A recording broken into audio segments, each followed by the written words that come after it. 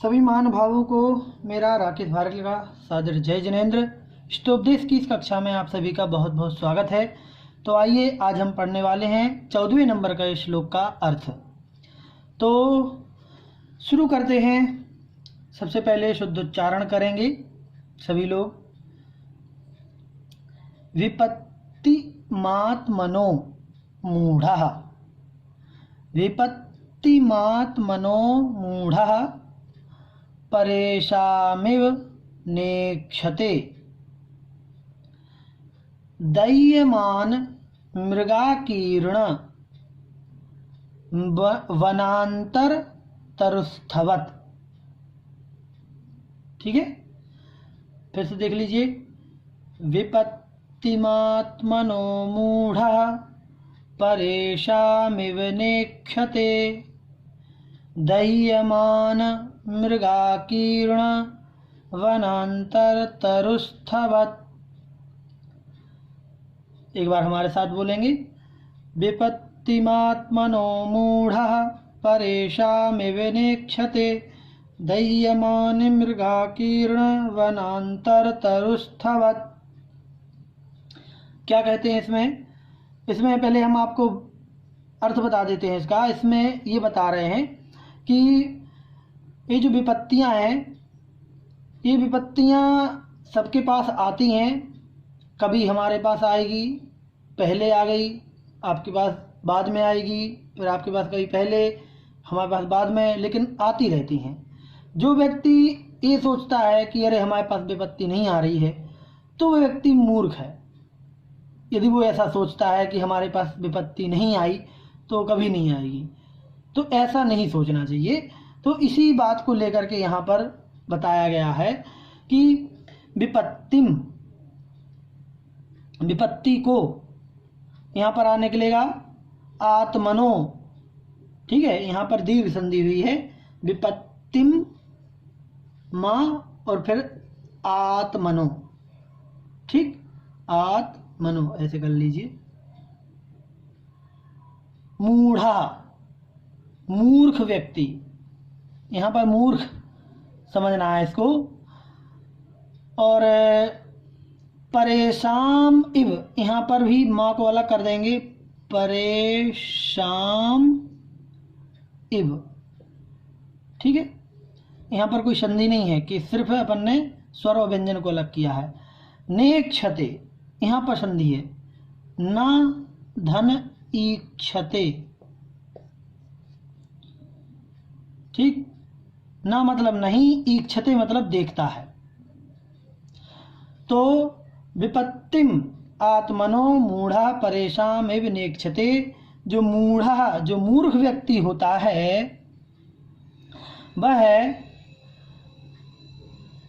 परेशान विपत्तिम इव, दूसरों की, परेशान मतलब दूसरों की, विपत्तिम विपत्ति के, इव मतलब समान, दूसरों की विपत्ति के समान, आत्मनः न ईक्षते, आत्मना मतलब स्वयं की, न मतलब नहीं, ईक्षते मतलब देखता है। जो मूर्ख होता है वह दूसरों की विपत्ति के समान स्वयं की विपत्ति नहीं देखता है। दूसरे के घर पर चोरी हुई है तो वो ये नहीं सोचता कि कल के दिन हमारे घर भी चोरी हो सकती है। उसे लगता है कि नहीं, अरे तो उसके घर पे चोरी हुई है।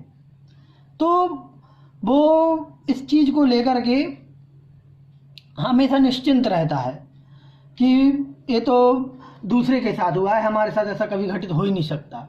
और जब उसके साथ घटित हो जाएगा तब फिर रोने बैठ जाएगा। तो यही यहाँ पर कह रहे हैं कि वो मूर्ख व्यक्ति है जो ऐसा सोचता है। क्यों? तो वो व्यक्ति उसी के समान है जैसे दह्यमान मृगाकीर्ण वनांतर तरुस्थवत्।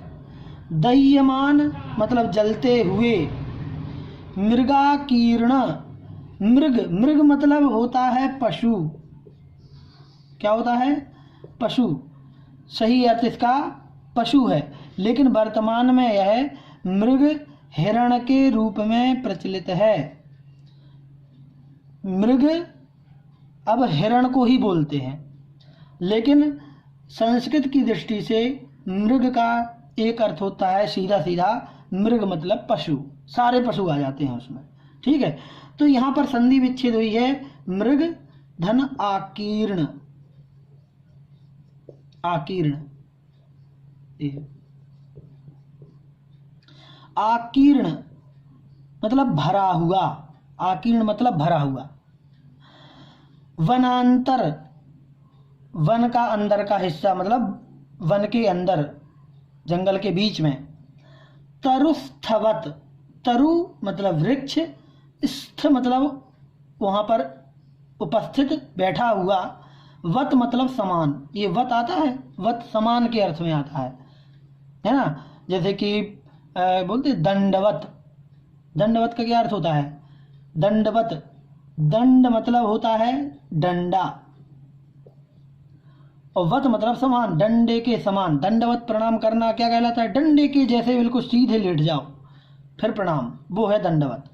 तो वत समानता के अर्थ में आता है।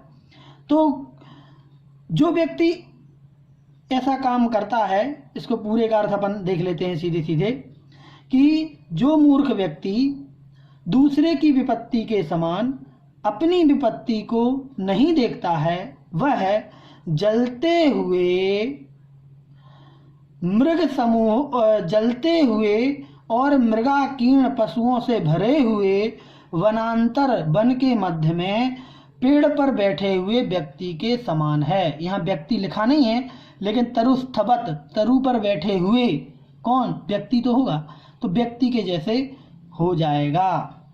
मतलब जंगल में आग लगी हुई है और चारों तरफ से जो पशु हैं वो जल रहे हैं, और जंगल के बीच में एक पेड़ पर एक व्यक्ति बैठा है, वो सोच रहा है कि मेरे पास तो आग अभी तक आई ही नहीं है, तो मैं निश्चिंत हूं। तो वो जैसा मूर्ख है ना, कि सबको जलता हुआ देख रहा है और खुद की परवाह नहीं कर रहा, वैसे ही हम सभी हैं। तो इस प्रकार से इस श्लोक का सामान्य अर्थ हुआ। चलिए अब अगला श्लोक देखते हैं। तो चलिए अब अगले श्लोक का भी अर्थ समझ लेते हैं। 15वें नंबर का श्लोक है ये, पहले उच्चारण कर लेते हैं।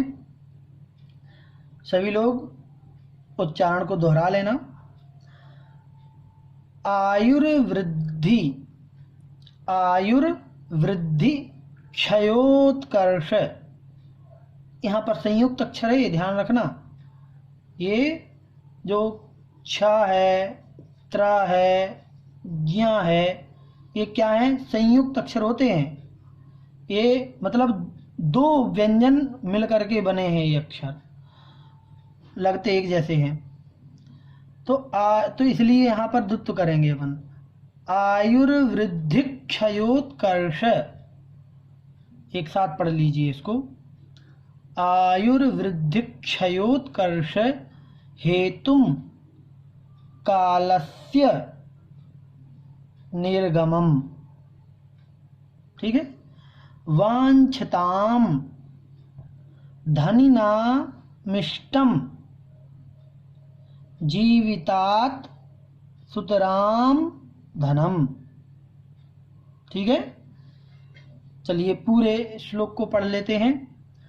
आयुर्वृद्धि क्षयोत्कर्ष हेतुम कालस्य निर्गमम वांछिताम धनिनामिष्टम जीवितात सुतराम धनम। क्या कह रहे हैं, फिर से एक बार उच्चारण हमारे साथ कर लीजिए। आयुर्वृद्धि क्षयोत्कर्ष हेतुम कालस्य निर्गमम वांछिताम धनिनामिष्टम जीवितात सुतराम धनम। चलिए अब शब्दार्थ देख लेते हैं। आयुर्वृद्धि, आयुर्वृद्धि रा का हो जाएगा विसर्ग, ठीक। तो आयु वृद्धि, वृद्धि केवल। क्षयोत्कर्ष, यहाँ पर संधि करेंगे अपन, क्षय धन उत्कर्ष, ठीक है, क्षय धन उत्कर्ष। तो यहाँ पर आ प्लस उ मिलकर के हो जाएगा ओ, गुण संधि, गुण संधि। ठीक। तो क्षय और उत्कर्ष, क्षय मतलब क्षरण होना, नष्ट होना, और उत्कर्ष का मतलब यहाँ पर लिया गया है धन। ध्यान रखना, उत्कर्ष का मतलब वैसे तो उन्नति होता है ना, कि बहुत ही उत्कर्ष को प्राप्त हो गई है ये संस्था या ये विद्यालय या कुछ भी, तो उत्कर्ष मतलब ऊंचाइयों पे जाना। लेकिन यहाँ पर उत्कर्ष का अर्थ है धन। तो आयु, वृद्धि, क्षय और धन। अब आप इसको आयु की वृद्धि नहीं ले लेना, इस कैसे लेना है, आयु का क्षय होना और उत्कर्ष मतलब धन की वृद्धि होना। ठीक।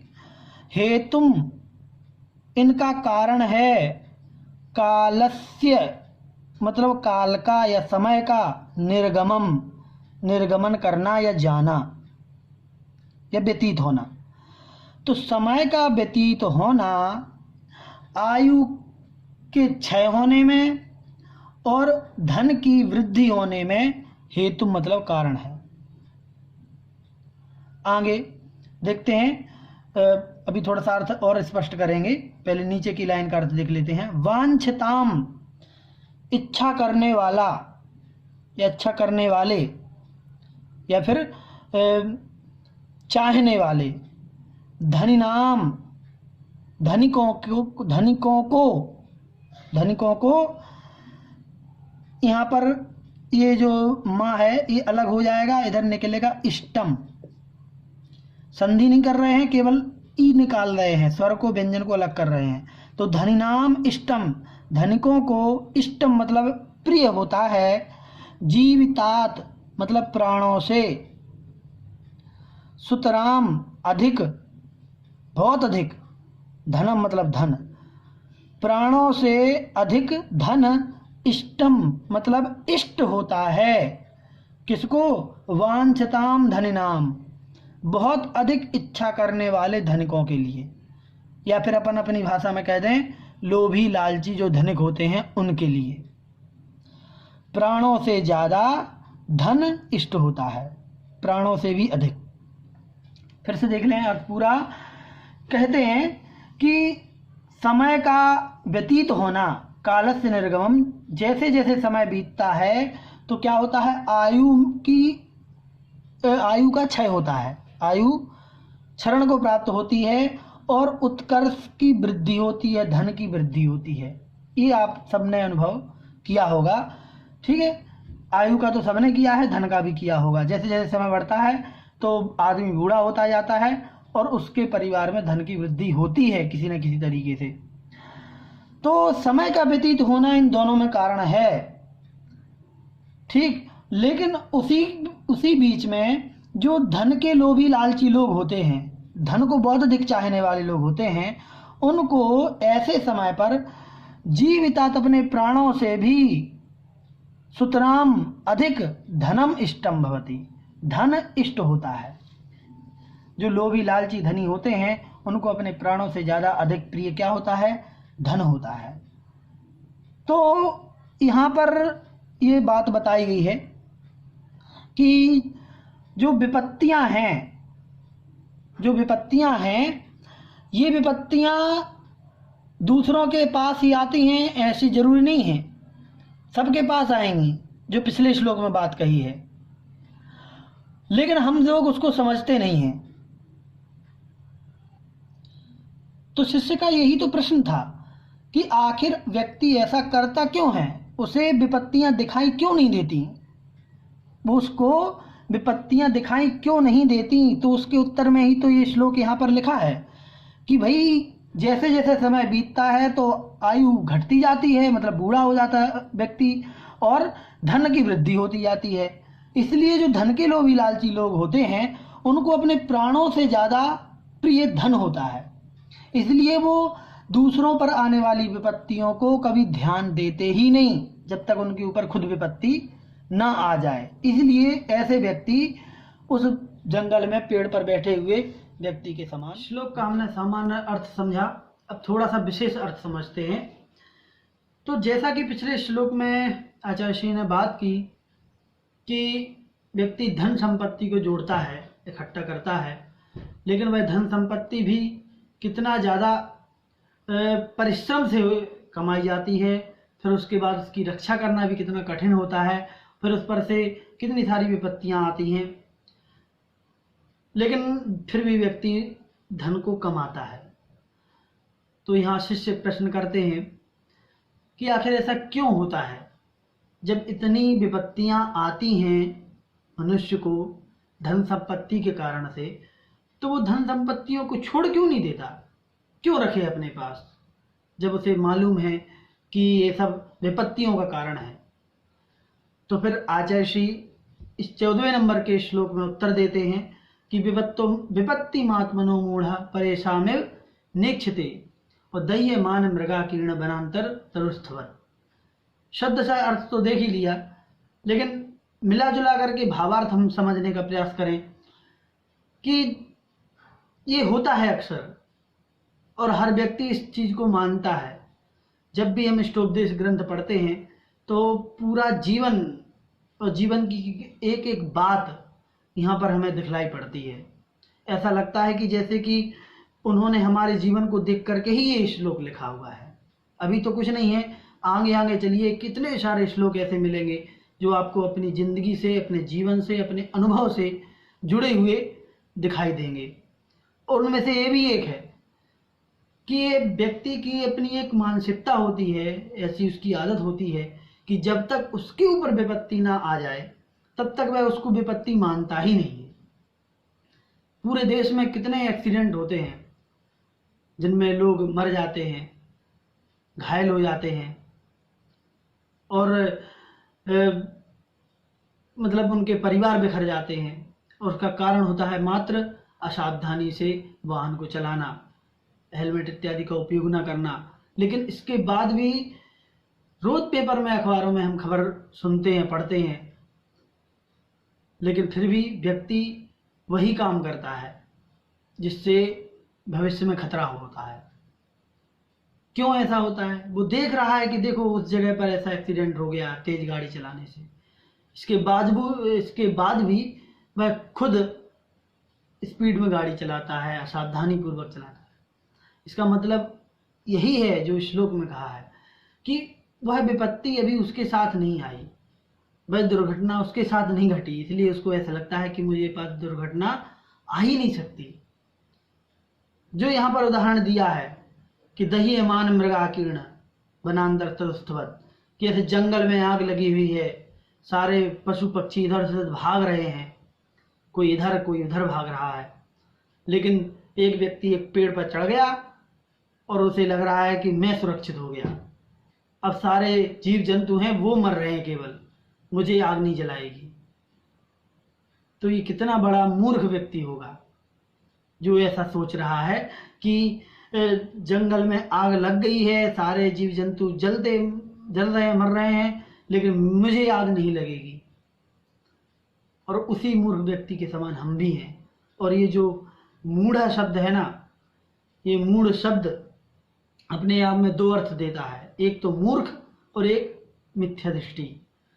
तो जब हम उस वन में बैठे हुए इस व्यक्ति के बारे में बात करेंगे तो हम उसको मूर्ख कहेंगे, और जब हम संसार रूपी जंगल में अपने घर रूपी वृक्ष पर बैठ करके जो हम पूरा तमाशा देख रहे हैं पूरी दुनिया में, लोगों को मरने का, लोगों के दुखों का, तो वो मूढ़ जो है ना, वो मिथ्या दृष्टि जीव हम हैं। क्यों? क्योंकि हम देख रहे हैं कि मिथ्यात्व के कारण से, अतत्व सिद्धांत के कारण से, और आत्म स्वभाव को ना पहचानने के कारण से ये संसारी जीव पहले भी भटका था, आज ही भटक रहा है और आगे भी भटकेगा। लेकिन इसके बावजूद भी हमारे पास समय नहीं है, हमारे पास समय नहीं है कि इन सब चीज़ों को हम समझें। शायद हमें ये चीज़ें फालतू लगने लगी हैं, लेकिन ये मुख्य हैं, ये मूल हैं। हमें अब समय निकालना होगा, बहुत आवश्यक है कि हमें अब अपने जैन आगम का स्वाध्याय करना पड़ेगा, तभी जाकर के हमारी ये बुद्धि जो है ना, इसका पर्दा थोड़ा सा हटेगा। और हमें एक नया प्रकाश मिलेगा। तो इस श्लोक के माध्यम से कम हम अपने जीवन में कुछ सुधार लाने का प्रयास करें और विपत्तियों को समझें कि ये विपत्ति हमारे ऊपर भी आ सकती हैं, इसलिए हम भी सावधान रहें और सावधानी से जीवन जिएं। और आज भी ये जो चल रहा है, जो बीमारी चल रही है, इसमें भी यही है कि लोग जब तक खुद संक्रमित ना हो जाएं या आजू बाजू के कोई संक्रमित ना हो जाए, तब तक वो उन नियमों का पालन नहीं कर रहा है जिसे बताया जा रहा है। तो ये होता है और ऐसे ही शायद चलता रहेगा। इसी का नाम संसार है। शायद ऐसा ना होता तो संसार ही ना होता। तो लेकिन उसी संसार में से कुछ लोग छट करके और निकल जाते हैं, पार हो जाते हैं। फिर ये प्रश्न होता है कि आखिर क्या कारण है कि ये सब विपत्तियों को देख करके भी व्यक्ति अनदेखा कर रहा है। क्या है परेशानी, क्या है इसका कारण? तो फिर अगला श्लोक दे दिया उन्होंने कि आयुर्वृद्धि क्षयोत्कर्ष हेतुम कालस्य निर्गमम वांछताम धनिनामिष्टम जीवितात सुतराम धनम। शब्द सार तो समझ लिया, लेकिन इसको थोड़ा सा और गंभीरता से समझने की आवश्यकता है अभी हमारे लिए। यहाँ पर कारण बताया है कालस्य निर्गमम, समय का व्यतीत होना। समय का व्यतीत होना कारण है। किस चीज में कारण है? आयु वृद्धि क्षयोत्कर्ष हेतु। आयु का क्षय होना, वृद्धि नहीं जोड़ना मतलब आयु की वृद्धि हो, ऐसा नहीं। आयु को क्षय के साथ जोड़ेंगे और वृद्धि को उत्कर्ष के साथ, जैसा कि हम अर्थ में देख चुके। तो आयु का क्षय होने में और उत्कर्ष का मतलब यहाँ पर है धन या उन्नति। उन्नति का मतलब क्या होता है? हमारी उन्नति होना मतलब धन संपत्ति का बढ़ना। तो उत्कर्ष का मतलब उन्नति और उत्कर्ष का मतलब धन, ये हो जाएगा। तो धन की वृद्धि होना और आयु का क्षय होना, इसमें कारण है क्या? कालस्य निर्गमम, समय का व्यतीत होना। जैसे जैसे समय व्यतीत होता जाता है वैसे ही वैसे आयु क्षय होती चली जाती है और धन संपत्ति में वृद्धि होती है। ये तो सभी ने अनुभव किया होगा कि जैसे जैसे समय बढ़ता है वैसे वैसे व्यक्ति के पास बैलेंस शीट जो है ना, धन संपत्ति, वो बढ़ती चली जाती है। लेकिन यहाँ पर थोड़ा सा उदाहरण के लिए कुछ अलग बिंदु पर यहाँ पर जो चर्चा की गई है धन की वृद्धि के लिए, वो ये है कि जब कोई ब्याज पर धन लेता है ना, ब्याज पर जब धन लेता है तो जो ब्याज पर धन देने वाला है, जो ऋण देने वाला व्यक्ति है, वो हमेशा ये सोचता है कि ऋण लेने वाला व्यक्ति, उधार लेने वाला व्यक्ति यदि ब्याज दे रहा है टाइम पर, तो लंबे समय तक वो उसका मूलधन खींचता है कि हाँ ठीक है बाद में दे देना, बाद में कोई दिक्कत नहीं, तो ब्याज देते जाओ। तो वो क्या समझता है कि जितना समय बढ़ेगा उतना ज़्यादा ब्याज बढ़ेगा। या फिर बैंक में हम पैसा डालते हैं तो कई बार ये सोच के कि हाँ 5 साल या 10 साल के लिए इन्वेस्ट करते हैं, इसका मतलब जितना लंबा समय होगा उतना ज़्यादा हमें क्या होगा, धन की वृद्धि हो जाएगी। लेकिन वो ये नहीं समझ रहा होता है उस समय कि धन की वृद्धि तो हो जाएगी लेकिन साथ साथ में हमारे आयु की तो क्षय हो रहा है। आयु में वृद्धि नहीं हो रही, उसमें तो हीनता आ रही ना। वो इस बात को नहीं समझता। उसे लगता है कि धन में वृद्धि हो रही है, इसका मतलब कि हमारी उन्नति हो रही है, जबकि उसकी आयु की क्षीणता के साथ साथ उस व्यक्ति की भी हीनता ही हो रही है, वृद्धि नहीं हो रही है। तो इस बात को भी समझना चाहिए। और जो धनिक लोग हैं, जो धन की लिप्सा रखने वाले होते हैं, धन की इच्छा करने वाले होते हैं, उनके लिए तो अपने जीवन से ज़्यादा प्रिय भी धन होता है।